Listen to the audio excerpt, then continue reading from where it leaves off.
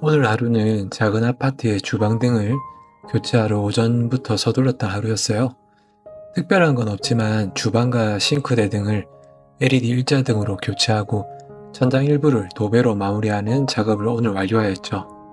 문득 이런 생각이 들더군요. 이게 내가 원했던 삶인가? 원래 월세를 받을 계획이었지만 집안 경기가 좋지 않다 보니 전세로 돌렸어요. 그보다 큰 집은 계약이 될 듯 하면서도 계속 미뤄지고 있네요. 경제적 자유를 얻었지만 현실의 변수는 늘 존재하죠. 우리 딸이 이번에 고1이 됐는데 부반장이 됐어요. 긴장하던 모습이 엊그제 같은데 어느새 성장했네요. 아빠가 해줄 수 있는 게 특별한 게 있나요? 결국 치킨 2마리를 시켜주며 칭찬해주는 게 전부죠. 이렇게 평범한 순간이 내가 원했던 행복이 아닐까 싶어요. 유튜브 구독자님 가운데 이런 댓글을 주시더군요. 부부의 용돈은 없으신가요? 여러 생각이 들더군요. 회사 다닐 때는 용돈이 있었는데 지금은 없어진 걸 인지조차 못하고 있었죠. 그런데 이게 정말 불행한 걸까? 오늘 아이들과 치킨을 먹으며 이런저런 가족 일상에 대해 이야기를 하며 이 하루를 던지니 아들이 자기가 요즘 읽고 있는 하이트 홀이라는 책에 얻기 위해 포기해야 되는 것을 자기도 읽었다고 하더군요. 그러게요. 얻기 위해 잃은 것이고 그걸 당연하다 받아들이고 나아가는 중인 거죠. 나의 용돈도, 나의 차도, 나의 명함도 그걸 버리지 못하면 회사를 그만두면 안 되는 거 아닐까요? 누군가는 파이어족을 정말 이상으로 생각하는 것 같아요. 현실은 이라고 묻는다면 아니라고 답할 것 같아요. 생각보다 후회하는 삶도 너무 많고 생각보다 맞닥뜨리는 인생의 굴곡과 시간이 있어 파이어족의 이상을 포기하는 사람이 훨씬 많아요. 너무 쉽게 생각해서 시작했다간 먼지와 같이 사라지는 경우가 허다하지 않을까요? 나의 이야기일 수도 있겠지만 많은 구독자분들의 댓글에서도 확인할 수 있는 부분이에요. 생각보다 많은 사람들이 후회하더군요. 그래서 난 여전히 비워내고 있는 중이에요. 그리고 나아가는 중이죠. 퇴사 후에도 A라는 회사에서만 4번의 이직 제안을 받았고 해외에서도 연락이 와요.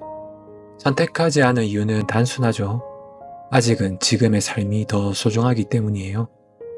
이런 얘기를 하면 누군가는 너무 가볍게 일하지 뭐하냐, 일할 수 있을 때 일해라고 할지도 모를 일이죠. 반은 맞는 말이고 반은 틀린 말 아닐까요?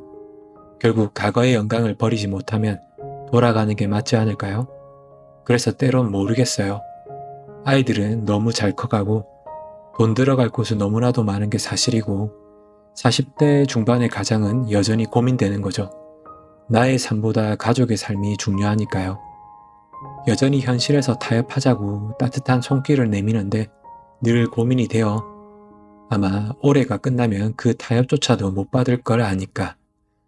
파이어족이 온다라는 책을 썼던 스콧 리킨스의 책을 봐도 집을 시외로 이사가고 비용을 줄이고 현금 흐름을 만들어서 경제적 자유를 이루는 내용을 담고 있어요.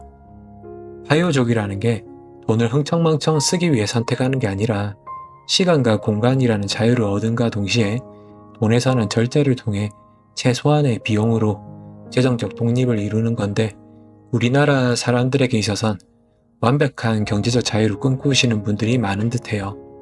서울은 절대 못 떠나겠고 차는 2대가 있어야 되고 내 용돈도 아내 용돈도 있어야 되고 취미는 당연히 즐겨야 되며 해외여행도 수시로 가줘야 된다면 그 정도 돈이 모였을 때 파이어를 선택하면 되는 거죠. 파이어는 본인이 생각하는 경제적 자유가 얼마냐를 계산해 선택하는 것이죠. 정답이 없어요. 누군가는 3억이 될 수도 있고 누군가는 5억이 될 수도 있고 누군가는 20억이 있어도 선택하지 못할 수도 있는 삶이죠. 나에겐 파이어를 선택하면서 가장 좋은 점을 꼽으라면 불편한 사회관계, 사람들을 만날 필요 없는 게 최고의 선물 아닐까요? 굳이 불편한 사람들을 내가 애쓰지 않으면 만날 필요가 없으니 그게 내가 선택한 가장 큰 선물이 아닐까 싶네요. 받고 싶지 않은 전화는 안 받아도 되고 만나고 싶지 않은 사람은 애써 만나지 않아도 되는 삶.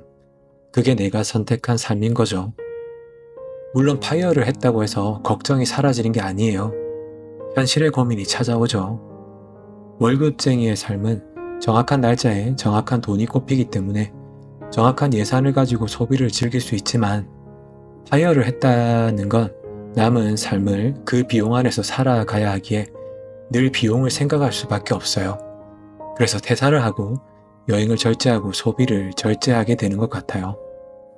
돈이 없어서라기보단 시간이 충분하기에 당일치기로도 여행을 충분히 누릴 수 있고 생활비를 최대한 아껴서 쓰는 게 중요하니까, 물론 나의 선택인 거지 다른 이유는 없어요. 고등학생이 된 큰딸이 야간 자율학습을 신청해 9시에 하교를 하게 되었어요. 딸아이를 데리고 오며 오손도손 학교에서 있었던 얘기를 하는데요. 과연 대한민국에 그런 삶을 살 수 있는 아빠가 몇이나 될까요?